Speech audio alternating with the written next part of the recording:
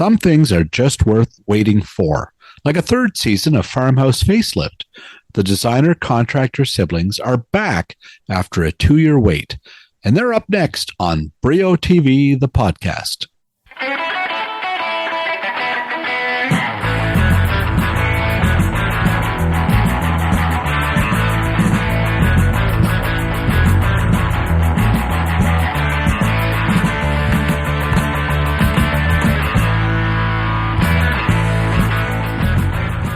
Welcome back. I'm your host, Bill Brio. Now, you don't have to own or live in a farmhouse to listen to this next podcast. Billy Pearson and Carolyn Wilbrink, the stylin home makeover siblings, have been turning country places into stunning spaces for a while now on HGTV Canada.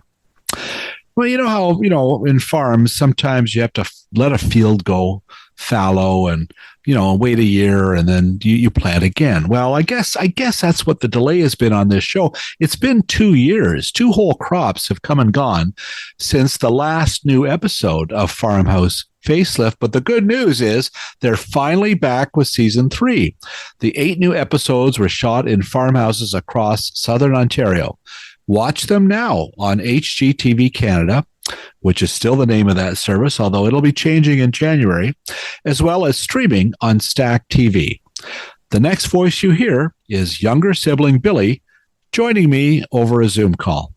Hey, Bill. Hello, Billy. How you doing? I'm doing well. How you doing?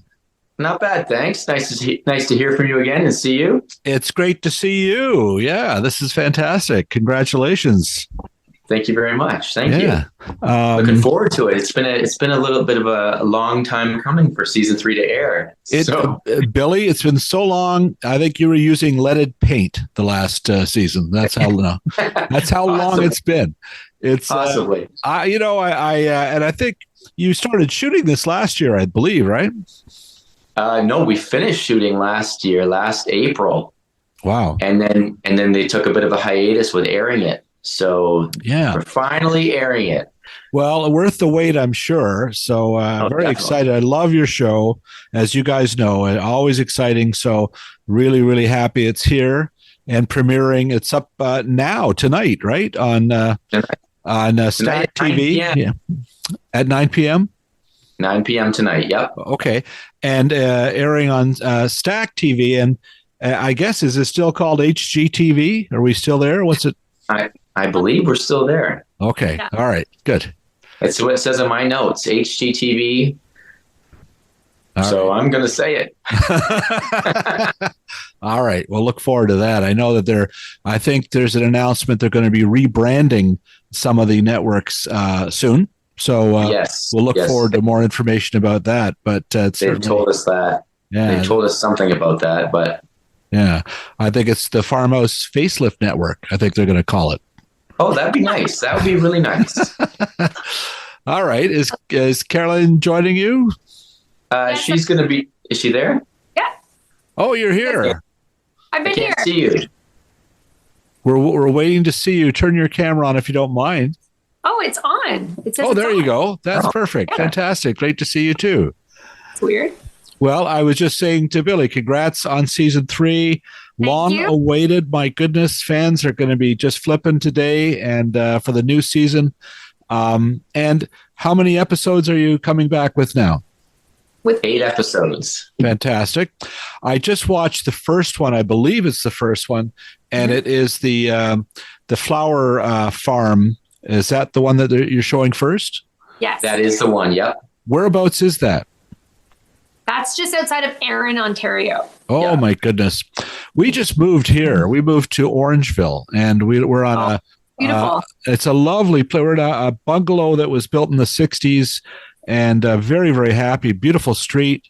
But we looked in Erin, we looked at Fergus, and to me, you could spend an hour driving around either of those places before you see a house you don't want to buy. Right? They're all so beautiful. The properties are gorgeous out that way. So charming. But the house you're featuring, the flower farm, is 80 acres, I believe. Yes. And my God, the assignment, they have this beautiful garden, all these great flowers growing. but this ghastly guest house that just, I guess, had not been used or cared for a long time. You tour it, you walk into the bathroom. The bathroom is orange. It looks like Donald Trump was the last one to use that bathtub. Yeah, his face washed off in there. Yeah.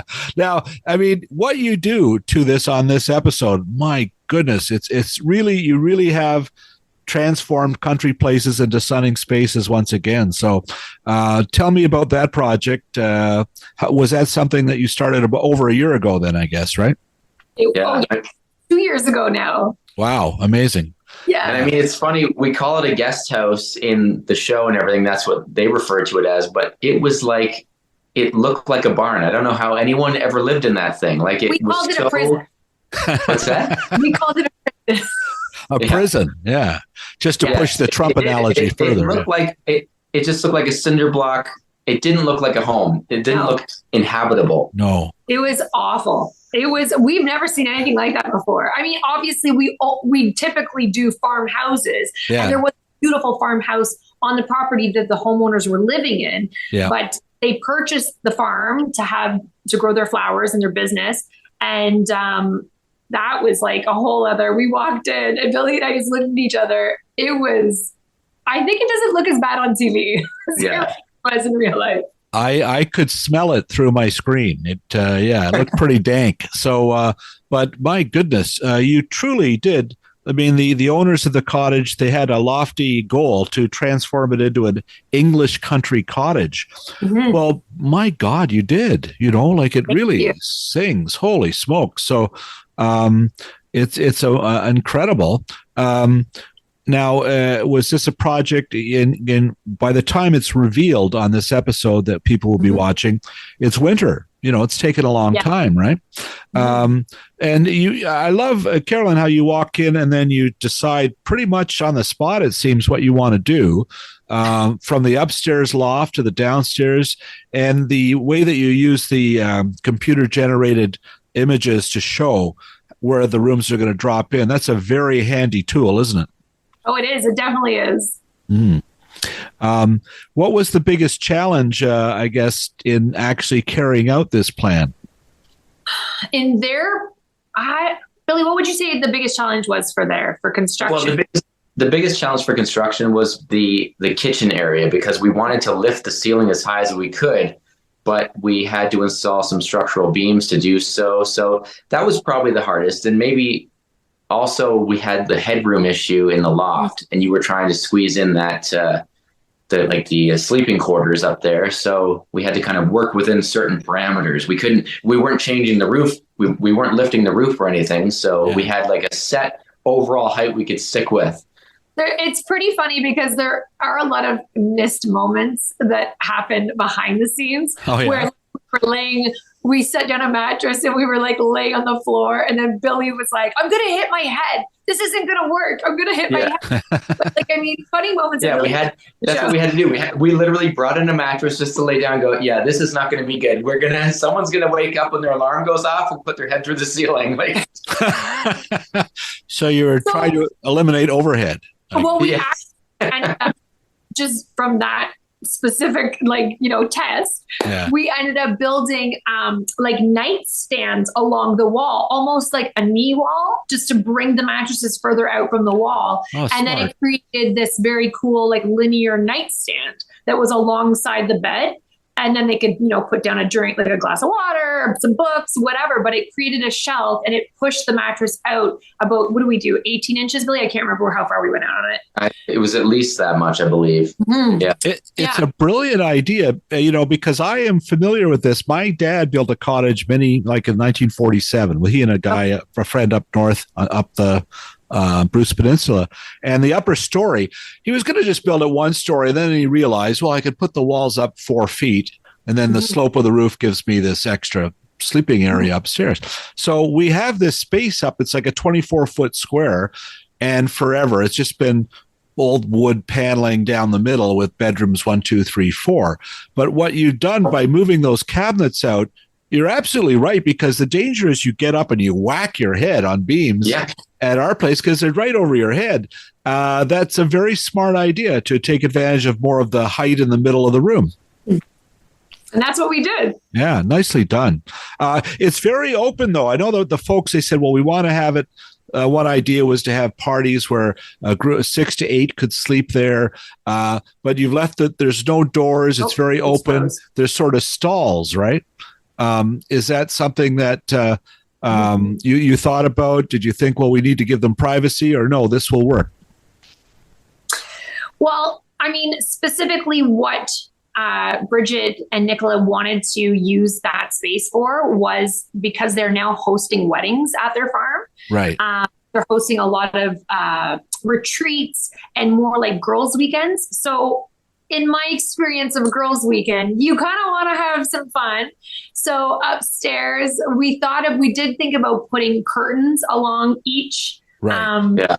Like almost like rail cars, like like sleepers on a train. Yeah. And we did think about that. Huh. But I mean, it looked like the way it looked beautiful. That's something they could do down the road if they wanted to, but they loved the idea that everybody was kind of like in their own space, but still could, communicate and still could feel connected. And I mean, downstairs, we did create the primary suite. So if they are going to have a wedding there's like a primary, kind of like the honeymoon suite. And then there's like the dressing room that you can get dressed in. But they did want, I mean, when we spoke to them, obviously before the show, before we started filming, they did want the kitchen to feel very open to the great room and to have that connection. Yeah, it sure is. The kitchen is just gorgeous. And the dining area, what a transformation. It really is something people will really be impressed when they get a chance to see the first episode of 8 that's coming up for Farmhouse Facelift. What other projects did you tackle this year? Now, I know, Carolyn, you've been working on your own farmhouse, right? Is that something that you feature on the show this season? No, it's not. It's not featured on the show this season, but I definitely have been working on my family farmhouse. So our farmhouse that we own right now was actually built by our great-great-grandfather, which we didn't know until after we bought it. So after we finished filming season 3, immediately, about a month before we finished filming season 3, I'd already started demoing, and we went like head first into this renovation. So we've been going pretty hard on this, but I do have other farmhouse projects on the go as well.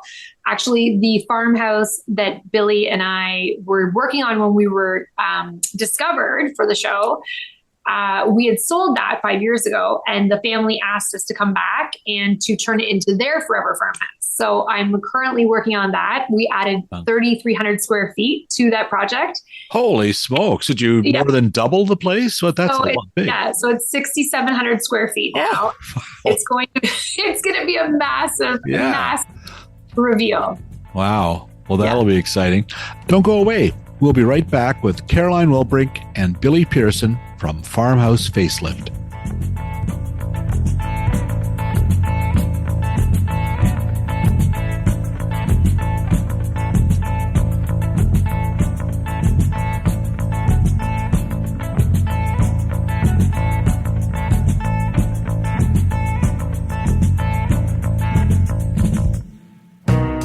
Well, want to hear something truly fab? This year is the 60th anniversary of the Beatles' first feature, A Hard Day's Night. Now, most of us have seen it over the years, but how many have seen it on a big movie screen? Well, now is your chance. On Saturday, September 21st, the Westdale Theatre in Hamilton will be showing this black and white classic in all its glory. That's not all. I will be there as well, showing some rare Beatles shorts in 16mm. These are films from my own collection, including a 1963 British newsreel, trailers from Help, Yellow Submarine, and Let It Be, plus the Beatles performing Hey Jude, introduced by David Frost. Don't miss this nostalgic look back at the Fab Four, screened as part of the TV on Film party. And yes, there will be Beatles trivia and prizes. The fun begins at 6 p.m. Saturday, September 21st at Hamilton's premier repertory cinema and arts venue, the historic Westdale Theatre. Hope to see you there. Here's what's heating up the Super Channel schedule this September. Heart and Home premieres Someone Like You. The feature is based on the New York Times bestseller from Karen Kingsbury. After the tragic loss of his best friend, a grieving young architect launches a search for her secret twin sister. The film stars former Degrassi player Sarah Fisher. Another premiere is Devil's Peak, airing on Super Channel Fuse. This is about an 18-year-old who tries to escape his meth-dealing kingpin father and long-suffering mother to run off with the girl of his dreams. You can probably guess which character Billy Bob Thornton plays. Robin Wright also stars. Plus, there are more new episodes of Troppo, the Shot in New Zealand series about an eccentric private eye hired to search for a missing tech pioneer. Thomas Jane stars. And remember, Super Channel, an all-Canadian company, is available via most cable providers across the country, as well as streaming live and on demand with Amazon Prime Video channels, Apple TV Plus, and Fubo.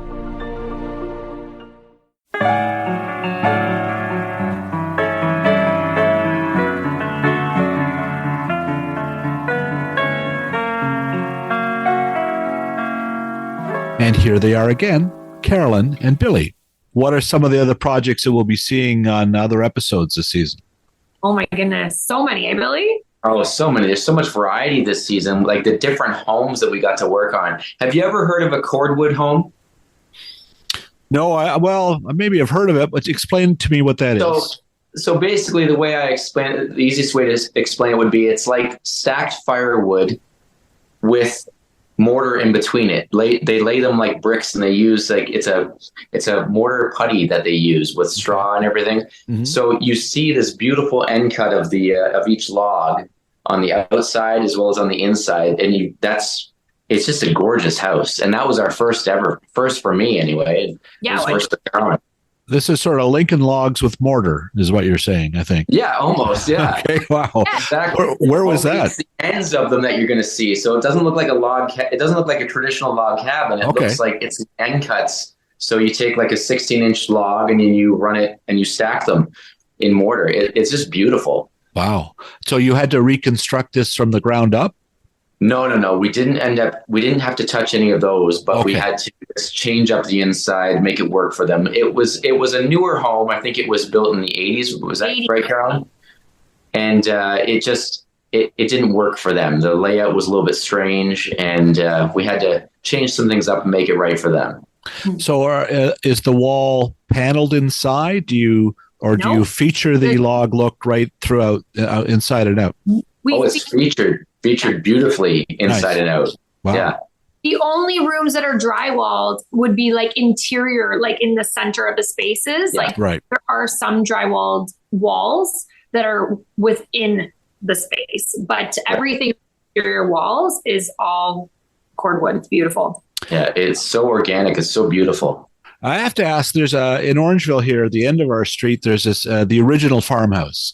Mm-hmm. And it's a sort of a stunning setup that when you drive toward it, that's what you see. And it's tall. It's a typical brick 3-story farmhouse, and they've retained a lot of the land. It looks like there's the footprint there. All these houses we live in behind it were part of the farm, the original farm, I guess. But it's next to a high school, and you're sort of exposed. So it's a place that is pretty stunning when you're inside it and when you're looking from outside from in it.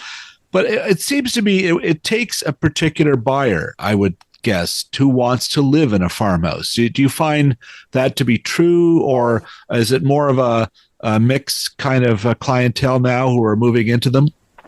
I think it does take a particular buyer, but even some of the buyers that think they want a farmhouse more or less want a new house. Right, because you want the convenience. They go, oh, I don't like these dents. I don't like these old doors. I don't like this hardware. I don't like this floor. I don't like this molding. And they want everything new. So it's like, right. What?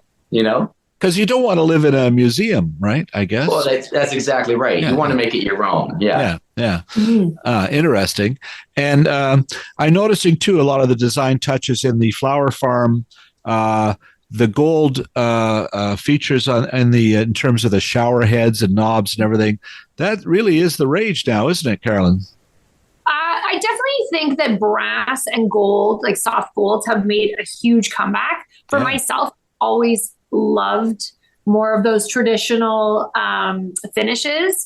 So like I try to use unlacquered brass and living finishes in a lot of my projects. But on the show, like we have used quite a bit of gold, satin brass, satin gold, that antique brass look. And it's definitely like it's nice to bring in mixed metals that just warm up a space too. Right. Yeah, no, lovely job. Now, are all the other farmhouses featured this season, are they also in Ontario?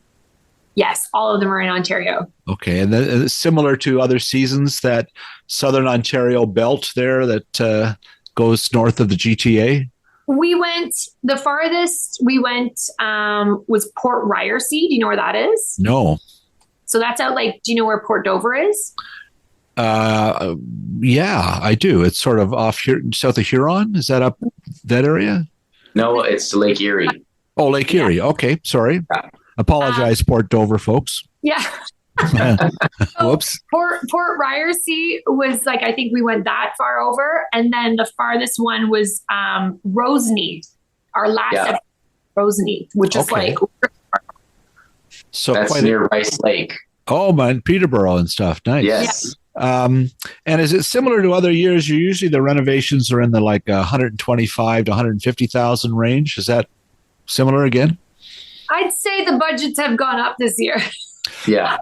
Well, and I guess they have to, right? Because I know when you started your show, COVID, it was right before COVID, and then COVID happened during the show. Yeah. And so we did a cottage renovation those years, 2019. We were very glad we did because the wood and everything else went really high, didn't it? Mm-hmm.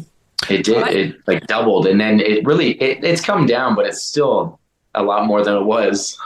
Yeah. I think that's a huge thing, for people who are doing renovations now, they don't realize how much everything has increased, and even just the cost of labor, right? Everything, the cost of doing any type of business has increased.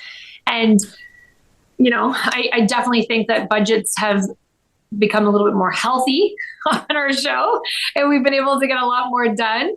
But I don't think that, I can't even remember the budgets of all of them, but I think they've definitely gone up. Right. I'm sure they have.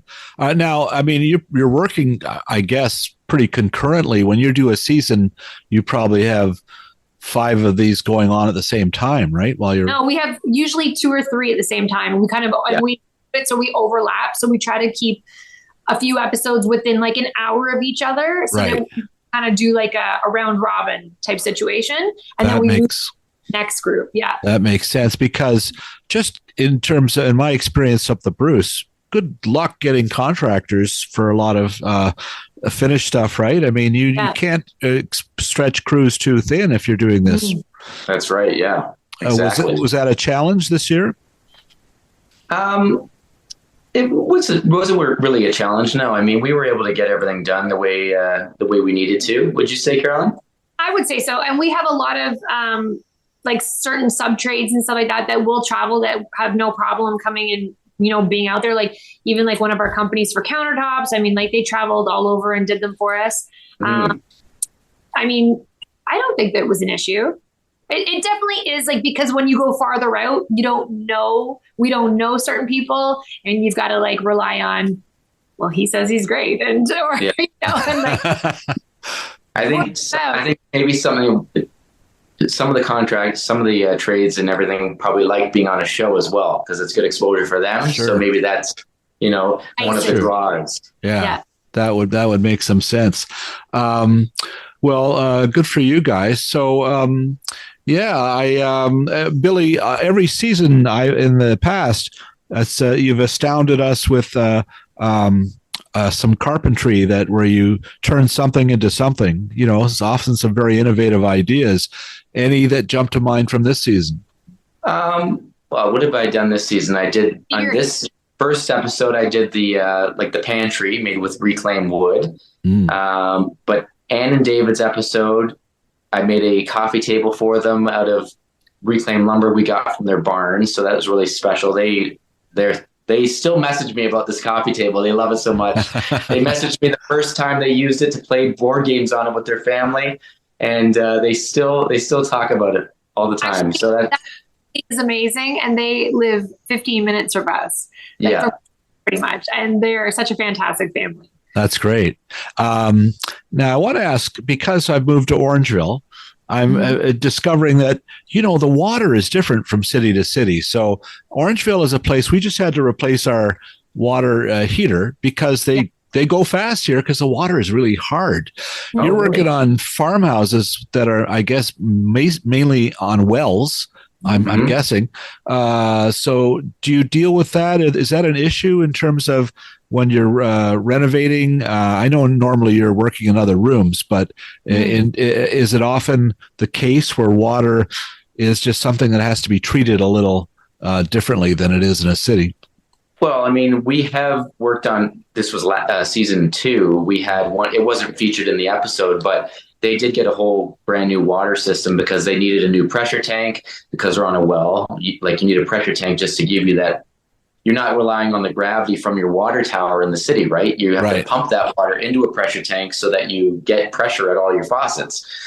So we had to deal with that. But we've had to put a water softener system in. And water softeners, Yeah, that seems to be the case here for sure in Orangeville. So, place to place, it's always different. Anybody else you want?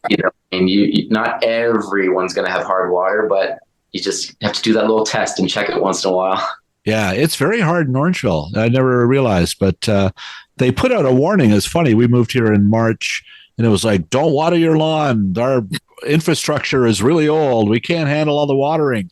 Well, then it rained every day for like, who's watering their lawn? It was the greenest year. So it must have been, if you were in production over a year ago on this season, but this past summer would have been a challenge because of all the rain, I guess, in terms of working on homes, right? Yeah, I mean, it's hard to do anything exterior in the rain, especially when you're painting or trying to dig and it's just a muddy mess, especially with the water that we just got, like all the flooding. Yeah, well, it's hard. We had to pump out a foundation twice now. Wow. Oh, my goodness. Pump out a basement with all the rain. Yeah. Like Billy said, there's been days where you can't even get on a roof. Like we were doing another project and we were trying to put the roof on, and the wind, we've had such torrential. That's true. Yeah. Where the guys can't even walk out with a sheet. Like they're getting blown around. And there have been a lot of days this past summer that have been a waste unless you're doing something inside. Well, especially that stretch in the middle. I've driven from Orangeville up to the Bruce to the cottage, and I get above Flesherton, and all of a sudden it's like the wind. It's like the scene from Gone with the Wizard of Oz. I think the car's going to lift and spin away. Yeah, it's scary out that way. Yeah, it is. It must be a challenge. I've been stuck in snow squalls out that way. I bet. Yeah, right? That's scary. It is scary. We'll have more with the Farmhouse Facelifters after these short messages.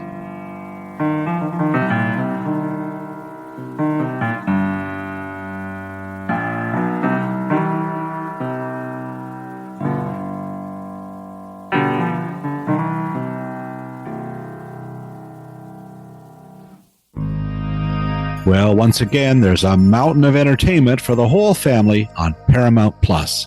That's certainly true this month. Not only is Frasier back in the building, but so is Stallone, Dora, and several other favorites. Frasier's sophomore season will see the good doctor return to his radio roots in Seattle for an episode featuring old friends Bulldog Briscoe, Gil Chesterton, and super agent Bebe Glazier. The fun begins September 19th. On Tulsa King, mob capo Dwight Manfredi, played by Sylvester Stallone, locks horns with neighboring gangsters from the Kansas City mob. Does it all begin September 15th? Absolutely. On the shot in Nova Scotia horror series From, new strangers wander into the nightmarish town, including Canadian cast members Robert Joy and Samantha Brown. Season 3 begins September 22nd. Finally, Paramount Plus's preschool favorite Dora returns for a second season September 13th. Looking for a streaming service with something for every member of the family? Subscribe now to Paramount Plus.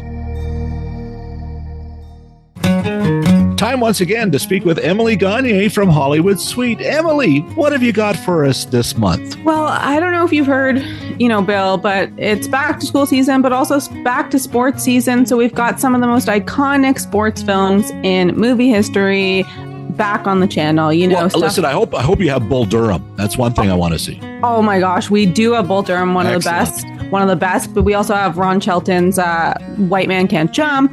We've also got Karate Kid. We've got Talladega Nights, if you're into NASCAR. Very good. Those are great films. What else have you got? Well, if you're not into sports, we can go in a musical direction. We've got September soundtracks. So these are iconic films that have great music in it. So it could be a musical like Finding Girl, or it could be, just a movie that has great music all over it. Yeah. Well, that's a terrific lineup, Emily, all this month on Hollywood Suite. Thank you so much once again. Thank you, Bill.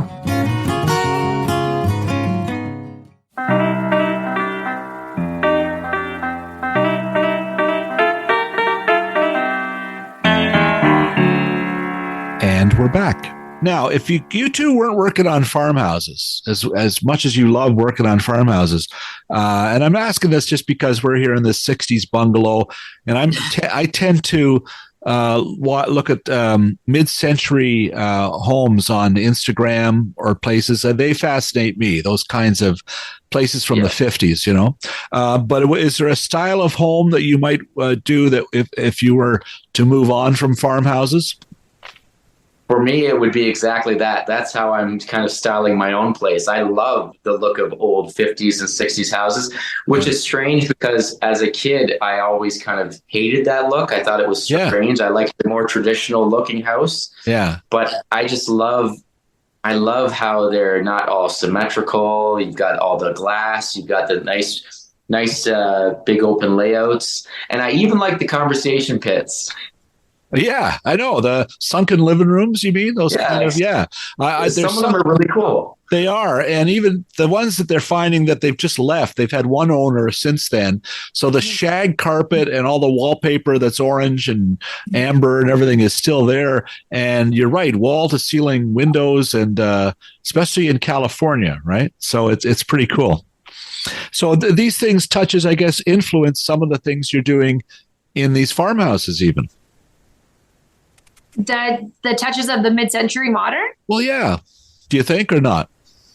I don't know. I guess it depends. I mean, really, it's funny because this season, I would say, and we were just asked this earlier about trends.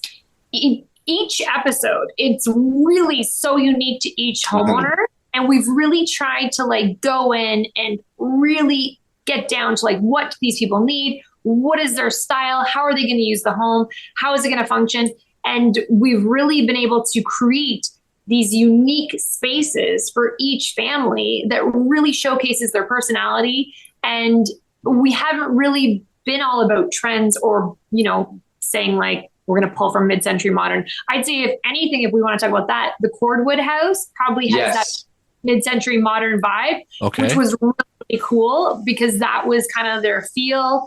And they kind of wanted it to feel very Scandinavian at the same time. So it was a good mix. But yeah.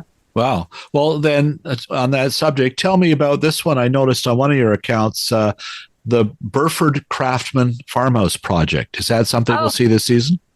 No, it's another one that's just as mine. Oh, okay. Maybe next season then. No, the Burford, the Burford Farmhouse, which was the house that Billy and I were working on when we were discovered. Those are my. I see. That's that place. Those are our old neighbors. Gotcha. So I went in while we were filming season 2 and season 3. It was a 3-year project, and their house is about 5,000 square feet. And I did the entire space, the entire home without gutting any spaces. We kept all the original woodwork, all of the trim, casings, doors, everything. It's all beautifully stained. We pulled up all the carpets, found and discovered all of this original hardwood flooring that had beautiful inlays. And so that was a really big project for me. Yeah. That's cool. All right. One last selfish question, because I have you two experts right here. And I asked my wife, Sandra, well, what should I add? Well, do you have a question? She says, yeah. Can you Can you paint over a backsplash? Can you do a wash? Can you somehow dim the orange shade in this backsplash? What do you think? I guess Billy, I should ask, or both of you, does that look right, or do you have to break it off and put another one on? You're talking about painting tile backsplash? Yeah, it's a ceramic. It's sort of porous. It's very neutral, but yeah. I've seen it done. But I mean, you just got to make sure you use a good primer. You probably want to degloss it really well before you even prime it, and then and use a good top coat. But I would say the nicest thing would just to be tear it out and put a new one in, obviously. But if it, for cost reasons, I've seen them done on Instagram. They look nice. Can be done. All right. Well, okay. I've seen floor done. Like we're really. Yeah. Yeah, paint. Yeah, exactly. I've seen people do their front foyers and they do like an inlay that's been stenciled on. You just got to make sure whatever you're using is foot traffic friendly. Yeah. Mm-hmm. Well, you guys make very interesting decisions. Their design is beautiful and very bold, and it's beautifully done every time. Now, tell Sandra, I don't mean to cut you off. Tell her that you've got some projects ahead of you now. Oh, thanks, Billy. Yeah. Yeah. I'm going to buy it. Oh, no, can't be done. Billy told me.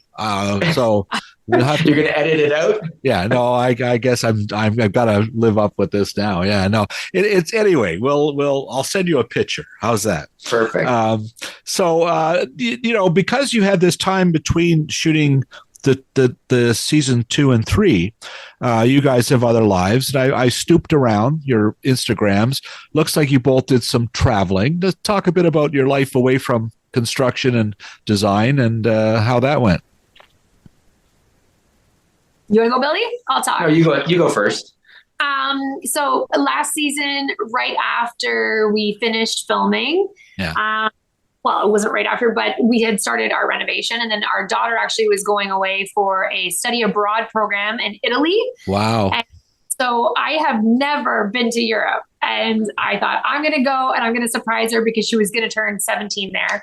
And I got on a plane, flew to Rome, and surprised her there for her birthday. Then we traveled to Milan and then to Paris. And my mind was blown. Like, I have never seen beauty like I saw in Rome, the architecture, everything, like the patina, how everything has just withstood the time, like the test of time. And I would love to just move there.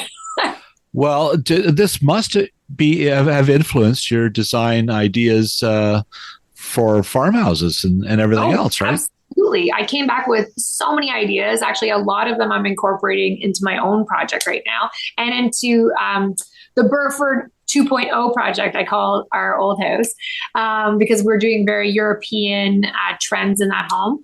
Nice. And but yeah, so I traveled there, and then I've been to Mexico a few times with the kids, with our family.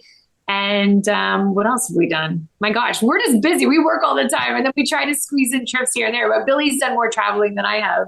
All right. I've done a little traveling, but not that much. I would say the biggest one, it was last year.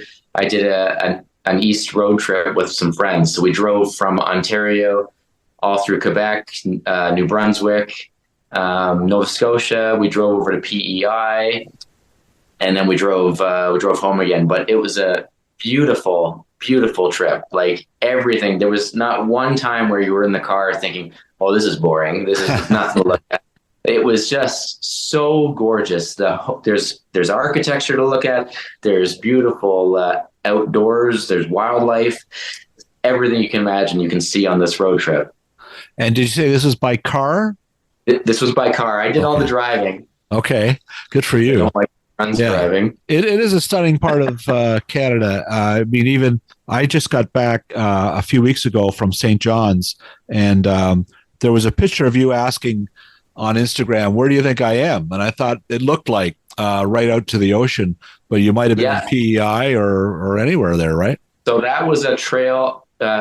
We found, I forget how we found it, but it was on the Cabot Trail, with this hiking trail that we found. Nice. Wow. And beautiful. You do this it's about a 45-minute hike along this sort of, what do you call it? Like a pointed area of land. I can't think, my brain's not working. But anyway, you end up a peninsula or a peninsula. There you go. Thank you.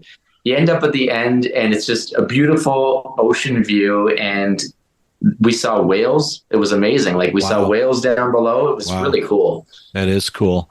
Yeah, they have the whales in St. John's as well. Sometimes the icebergs drift down too. Yeah. It's pretty amazing. Yeah, next trip. But that's quite a town. And the food's amazing there. Food is incredible. Yeah, right? I ate so much seafood. We love food. Yeah, well, who doesn't? I'm with you there. Well, I'm very excited for the return of Farmhouse Facelift. It's up right today now, so when people are listening to this podcast, you can find it on HGTV until they change the name, and then on Stack TV as well. Stream it there, right? Now, I want to ask a couple of questions about TV before we wrap this up. Both of you one at a time. What are you watching now? Is there a TV show that you are really into that you're binging? Is there something that's grabbing you right now? I've binged the entire Yellowstone franchise, and I'm on like the third time I've watched Yellowstone. I'm very invested in this show. I absolutely love it, and I cannot wait for its final season to premiere in November. Yeah, even without Kevin Costner. I know. I'm so disappointed, Bill. I know. They couldn't work that out. Oh, well. Well, that's a good show. That's a great show. Yeah. Billy, what are you watching? Well, I have to say I have not gotten into the Yellowstone franchise yet, so maybe I'll start watching that. Yeah. Oh, good. But I've been rewatching things, so I haven't found a new show to binge yet. I'm rewatching Ozark. I'm rewatching Dexter. Because they're all on Netflix now, so yeah, that's true. And The Office is always my go-to if I don't want to have to think too hard. That's a great show. Yeah, it's a funny show. I could recommend a few, but the trouble is you have to have all these different kinds of streaming services because there's always one show on one channel. Slow Horses is an amazing show. It's, I think, on Apple TV Plus right now, and just coming back with a fourth season. And Gary Oldman stars in it, and it's shot in England. And there's a Canadian showrunner, Graham Yost. But boy, is it a good show! That's one if you're into. Well, it's about M16, a bunch of former spies who are misfits, and this old guy. Okay. Oldman is sort of their boss, and he's a real. He just is such a cantankerous coot. He's out of sorts with the leadership as well. It's a great show. I always recommend that one. It's pretty good. Yeah. It was Wild Horses. What was it? Slow Horses, because they're the slow horses that are no longer up to speed for M16. Pretty good show. Do you guys watch other renovation shows? Is there ones that you were inspired by before you started Farmhouse Facelift? I've always watched all like the Homes on Homes and everything like that. So those were pretty inspiring because I like to kind of live by that do it right kind of mantra. Yeah. I loved this old house. Like, oh my goodness. Loved that. Yes. We would watch it all the time. That's another one. This Old House or the New Yankee Workshop. Yeah, though those are the classics. That's the OG of the home shows for sure. When you were children, when you were youngsters, was there a favorite show? Was there something you just loved to watch when you were a kid? The Little House on the Prairie. Okay. Perfect choice. Of course it is. Little House on the Prairie. Yeah. Little Nellie Olson. Nellie Olson. Very good. Wow. Yeah. Good night, John Boy. Yeah. That's a different show, isn't it? Yeah, that's right. The Waltons. Yeah. The Waltons. You're right. The Waltons. Hi. Yeah, it's all merging for me, Billy. Yeah. One big TV show. Is it all melting? It is. Just I've been typing about TV too long. Is there an all-time favorite TV theme song for you guys? Well, I think I might have answered this one before for you, but it's got to be the Golden Girls. Oh, okay. It's a great choice. Golden Girls? I said Full House because inside joke. It's funny. Yes. Full House renovation. So I wasn't sure if I had asked you this before because it's been 2 years since we talked, right? So It's been a while. Yeah. But the reason why Carolyn chose Full House is because it's a little bit of an inside joke. Whenever she gets a little too, what's the word, Carolyn? Too mushy. You say I get too mushy. Too mushy. I go, this is a little too Full House for me. I can't handle this. Too mushy. That's a good way to straighten her out for sure. Are we going to see more of your dad on season 3? Oh yeah. Yeah, he's only in one episode this season though. Yeah. Oh, you do something with him too? No, I didn't do anything with Dad this season. So then I built a headboard with Dad in the one episode. Really? And then you're gonna meet my daughter in an episode as well. Oh, is this the one that's in Italy? Well, she was in Italy, but that's awesome. It was before she left. But wouldn't it have been nice if you could have gone to Italy to film? Oh my goodness, that's been amazing. Season 4, I think. Yeah, there you go. Let's put the word out now. That's a confirmed or item. Season 4, Europe, Farmhouse Facelift. Do you ever watch Escape to the Country? There would be sort of a show that would combine a bit of that, right? Oh, that would be amazing. Have you seen that? It's on. Oh no, I haven't seen it. I thought you were. Yeah. No. It's BBC. It's Escape to the Country, and they show. It's more of a real estate. They just visit thatched roof homes that are an hour outside of London, and I'm sure you guys would both be interested in that one. Yeah, that sounds awesome. What is it on ABC? No, it's BBC. Oh, so BBC. I'm not sure who carries it here. If it's on PBS, probably. Yeah. It's funny that you just said that because I just started following somebody on Instagram that does those traditional thatched roofs. Yeah. And like the most incredible thing to watch. Yeah. And it's generational. Like he's this young guy who does it, but he learned from like his great grandfather, his grandfather, his dad did it. Now him and his brother do it. And it's so cool. Yeah, It is stunning to see. They're, it's. I don't know if it would work here with all the snow, but they're pretty cool to see for sure. Listen, you guys, you've been very generous with your time. It's always a pleasure talking to you. It's great to see you guys thriving and doing so well, and love to. Hopefully, we'll do this again, season 4. So, but in the meantime, everybody, season 3, it's up now. Farmhouse Facelift. Thanks very much, Billy and Carolyn. Thanks so much, Bill. All right. Take care.